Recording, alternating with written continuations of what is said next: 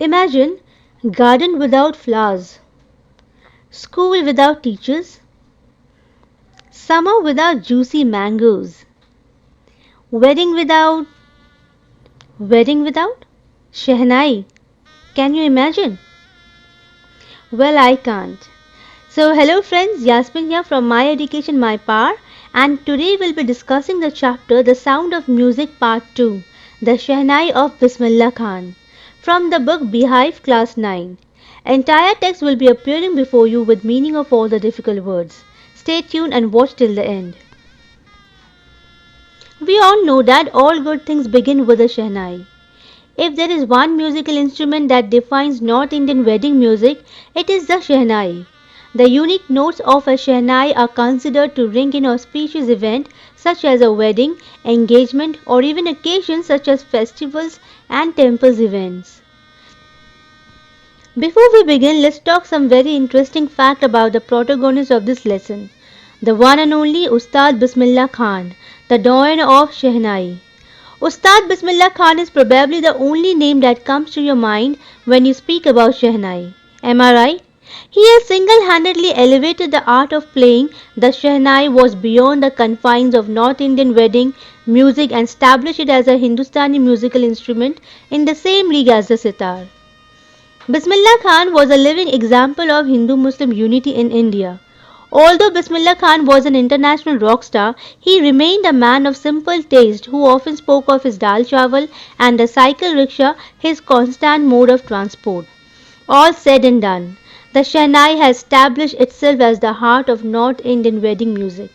No matter what the fad is in the day and age, we believe the melodious tune of Shehnai will resonate at every North Indian wedding for years to come. Before Shehnai, Pungi was played, and Pungi was a musical instrument, and the Shehnai is the innovative version of Pungi. When the Mughals ruled India before the Britishers came, there was a very famous Mughal ruler named Aurangzeb. He did not allow the Pungi be played in his royal residence because he felt that it had a shrill, unpleasant sound. So any musical instrument which is made with reeds, like we have flutes or basuri, clarinets, they all are classified as pungi, which uses wind to produce sound. As Aurangzeb has banned all these reeded no noisemakers, he had banned pungi too. There was a barber who belonged to a family of professional musicians and he wanted to play the pungi, but he knew that the sound produced by pungi was unpleasant, and so he decided to improve the sound. This barber took a pipe which was a hollow stem. It was longer and broader than the pungi. He made 7 holes on the body of the pipe. Then he blew air into the pipe and closed and opened different holes. He found that soft and melodious sounds were produced when he did this. When the barber played this instrument in the royal court, everyone liked the sound produced by it. The royal court thought that this instrument was different from the pungi and so it should have a different name also. Now there is a story behind the name given to this instrument. This instrument was played for the very first time in the royal residence of the Shah. Shah was a name given to king. As the Nai, that is the Indian term used for the barber, had played it for the first time, they called it Shehnai. So the first part is Sheh, which stands for Shah, and the second part Nai, that is a barber. So this instrument was named as Shehnai. The sound which was produced by Shehnai was considered to be a good omen, and so it was played on good occasions. You can hear Shehnai being played at many temples and at weddings also. The Shehnai was a part of the Naubat. Naubat is an Urdu term and it means traditional ensemble, that means a traditional group of 9 musical instruments. These 9 musical instruments were played at the royal court and Shehnai was also a part of Naubat. The Shehnai was played at the king's court, in temples and at weddings. It was used on stage in performances and the credit for that goes to Ustad Bismillah Khan, who was a legendary Shehnai player and people wanted to hear him play the Shehnai. When Bismillah Khan was 5 years old, he lived in an old state named Damrao in present-day Bihar. He used to play gilli danda, an old sport quite similar to cricket. Also, he would go to the nearby Bihariji temple. Although Bismillah Khan was a Muslim, he would go to the temple and he would sing the song Chaita in Bhojpuri language. Bhojpuri language is spoken in an area of Bihar and UP. When he would finish reciting the song, he would get a big laddu as reward, and the weight of that laddu was 1.25 kg. This was a prize given to Bismillah Khan by local Maharaja for singing the Chaita. The writer says that this incident occurred when Bismillah Khan was 5 years old, that he would get this laddu as a reward. And after 80 years, Bismillah Khan earned the highest civilian award in India, the Bharat Ratna. Bismillah Khan was born on 21st March 1916 in a family of musicians in Bihar. The lineage of his father's side was full of great Shehnai players. We can say that Bismillah Khan acquired the skill of playing the Shehnai from his ancestors. His grandfather was a great Shehnai player. He played the Shehnai in the court of Bhojpur king. His father and all paternal ancestors were also great Shehnai players. Bismillah Khan also started learning music at an early age.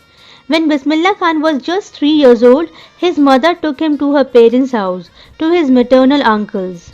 They lived in Banaras, and when Bismillah Khan saw his maternal uncles play the Shehnai, he was very attracted towards it, and he also wanted to learn playing it.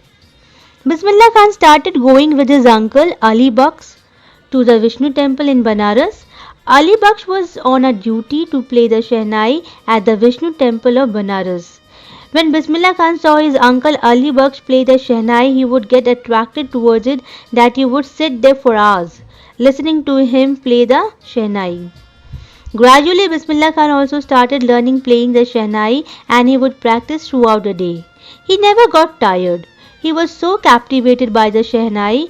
For many years, Ustad Bismillah Khan remained in Banaras.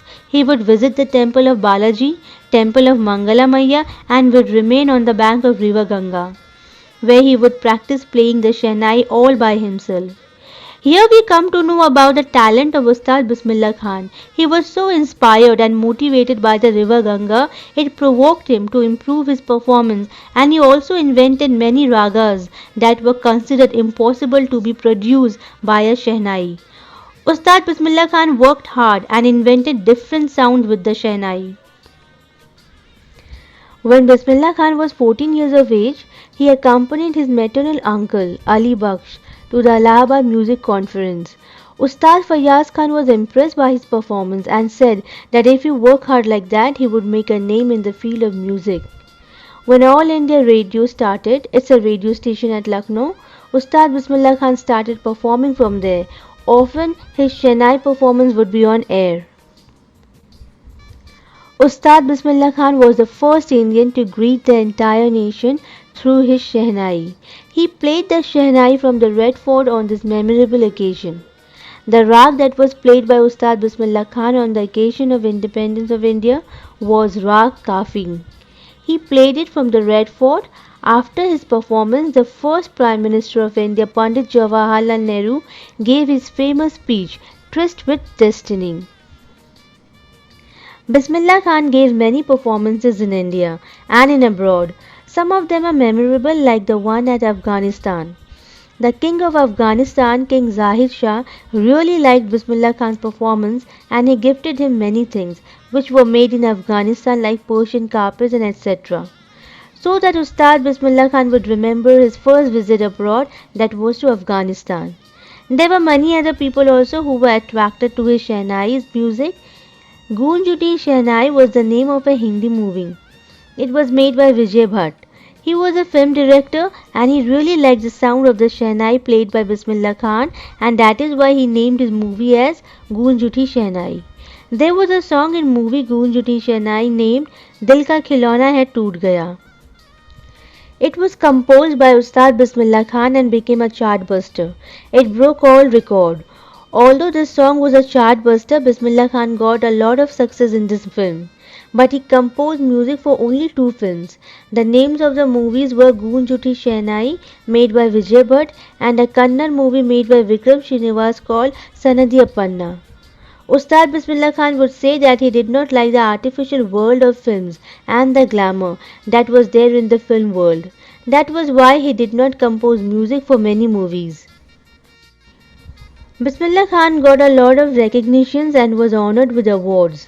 Bismillah Khan performed all over the world. He performed in United States of America at the Lincoln Center Hall.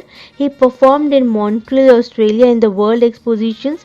He performed at the Cannes Art Festival and he also performed in Japan at the Osaka Trade Fair.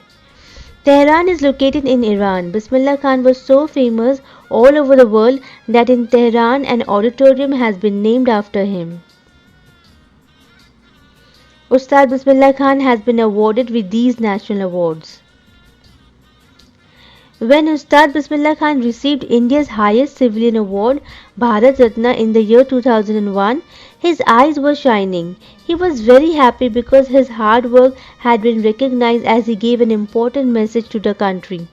He told all the Indians to teach music to the children because music is the richest tradition of India. He said that even the Western countries wanted to learn India's music.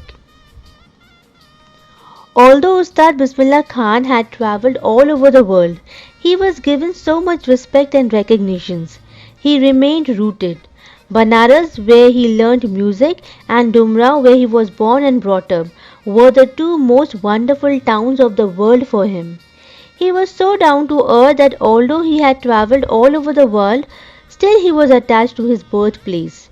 There was a student of Ustad Bismillah Khan and he wanted that Ustad Bismillah Khan should set up a Shehnai school in USA.